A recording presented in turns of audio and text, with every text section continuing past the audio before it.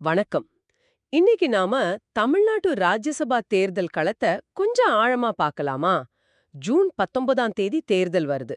ஆனா அதுக்கு முன்னாடியே இந்த வேட்பாளர் தேர்வு அதுவே சில சுவாரஸ்யமான விஷயங்களை நமக்கு காட்டுது. அதாவது தமிழ்நாட்டுல இருந்து நம்ம மாநிலத்தோட பிரதிநிதிகளை டெல்லிக்கு அனுப்புற ராஜ்யசபாவுக்கு 6 இடங்களுக்கு இந்த தேர்தல். ஆமாம். இப்போ சட்டமன்ற உறுப்பினர்களோட எண்ணிக்கைய வச்சு பார்த்தா கணக்குகள் ரொம்ப சிம்பிளா தெரியலாம். ம், திமுக கூட்டணிக்கு ஒரு 4 இடம், அப்புறம் அதிமுகக்கு 2 இடம்னு ஒரு தெளிவான சித்திரம் இருக்கு. ஆமா. கணக்குப்படி அதுதான் சரி. ஆனா அந்த எண்களுக்கு பின்னாடி கட்சிகளோட வியூகங்கள், சில எதிர்பாராத திருப்பங்கள், அதுதான் இந்த தேர்தலை கவனிக்க வைக்குது. முக்கியமா அதிமுக தரப்புல.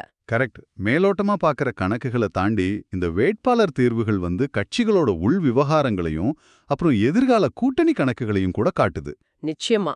இப்போ ஜூலை 24ல அன்புமணி ராமதாஸ், வைகோ உட்பட 6 பேரோட பதவிக்காலம் முடியுது இல்லையா?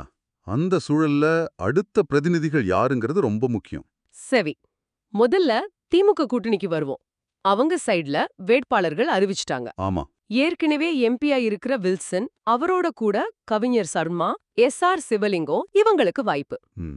4வது இடத்துல என்னன்னா கூட்டணி கட்சியான மக்கள் நீதி மய்யம் தலைவர் கமலஹாசனை நிறுத்திருக்காங்க. இதுல திமுகவோட அப்ரோச் ரொம்ப தெளிவா தெரியுது பாருங்க. அனுபவம் இருக்கு, புதுமுகங்கள் இருக்கு. ஆமா, அதோட கூட்டணி தர்மத்தையும் மதிக்கிறாங்க. கமலஹாசனுக்கு இடம் கொடுத்திருக்காங்க. இது ஒரு நல்ல கலவையா தெரியுது. ஆமா.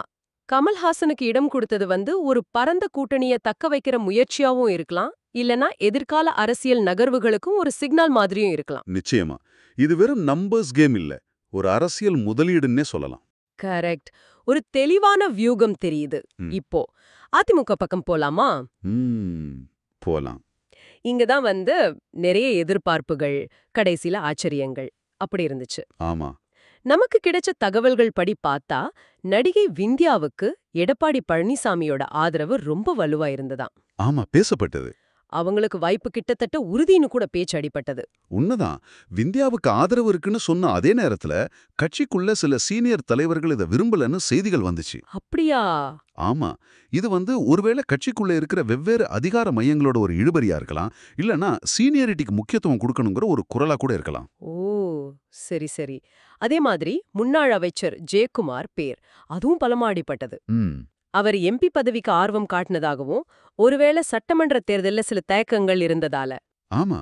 அவரை ராஜ்யசபாவுக்கு அனுப்பி சென்னையில கட்சியை பலப்படுத்தலாமான்னு கூட தலைமை யோசிச்சதா ஒரு கருத்து இருந்தது. கரெக்ட். இந்த 2 பேரும் தீவிரமா விவாதத்துல இருந்தப்போ அதிமுக தலைமை எடுத்த முடிவுதான் பலரையும் ஆச்சரியப்படுத்தியது. ஆமா.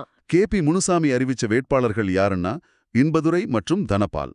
இது கட்சிக்குள்ளேயே சில சலசலப்புகளை ஏற்படுத்தி இருக்கலாம் இல்லையா? இருக்கலாம். ஒருவேளை இது விசுவாசத்துக்கான அங்கீகாரமா இல்ல குறிப்பிட்ட பிராந்திய சமன்பாடுகளை சரி செய்யற முயற்சியா, இப்படி பல கோணங்கள்ல யோசிக்க வைக்குது. என்ன காரணம்னு சரியா தெரியல. ஆனா இந்த வேட்பாளர் தேர்வு ஒரு பக்கம் நடந்துகிட்டு இருக்கும் போதே அதிமுக தங்களோட கூட்டணி வியூகங்களையும் தெளிவுபடுத்தியிருக்காங்க பாருங்க. ஆமா, அதுவும் முக்கியம். அடுத்த ராஜ்யசபா தேர்தல்ல தேமுதிகவுக்கு ஒரு இடம் தர்றோம், கூட்டணி தொடரும்னு அறிவிச்சிருக்காங்க. இது ரொம்ப முக்கியமான ஒரு பக்கம் கட்சிக்குள்ள வேட்பாளர் தேர்வுல சிக்கலான முடிவுகளை எடுக்கும் போதே இன்னொரு பக்கம் ஒரு முக்கிய கூட்டணி கட்சியை டக்க வைக்கிறாங்க. ஆமா. இது அவங்களோட நீண்ட கால அரசியல் கணக்குகளை காட்டுது.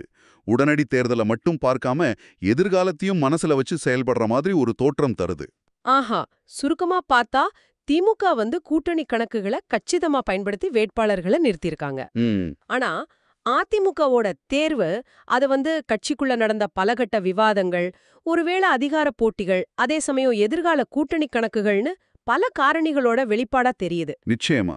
எதிர்பார்க்கப்பட்ட முகங்கள் மாறும்போது அதுக்கு பின்னாடி நிறைய அரசியல் இருக்குங்கிறது நல்லாவே புரியுது. ஆமா, இதுதான் அரசியல்.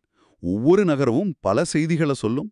திமுகவோட தெளிவான கூட்டணி அணுகுமுறை ஒரு பக்கம், அதிமுகவோட இந்த சிக்கலான உள் மற்றும் வெளி அரசியல் சமன்பாடுகள் இன்னொரு பக்கம். சரி, நாம இந்த அலசல முடிக்க போறோம். அப்போ உங்க மனசுல ஒரு கேள்வி எழலாம். நீங்க யோசிக்க வேண்டிய ஒரு விஷயம் இதுதான். அதிமுக எடுத்த இந்த எதிர்பாராத முடிவுகள், குறிப்பா விந்தியா, ஜெயக்குமார் மாதிரி அதிகம் பேசப்பட்டவங்களை தவிர்த்துட்டு இன்புதுரை, தனபால் இவங்களை தேர்ந்தெடுத்தது, இது எடப்பாடி பழனிசாமியோட தற்போதைய தலைமைப்பாணி பத்தியும் கட்சிக்குள்ள இருக்கிற அதிகார மையங்களோட சமநிலை பத்தியும் என்ன சொல்லுதுன்னு நினைக்கிறீங்க? இது ஒரு நீண்டகால வியூகத்தோட பகுதியா இல்ல ஒரு தற்காலிகமான சமரச முடிவா? யோசிச்சு பாருங்க.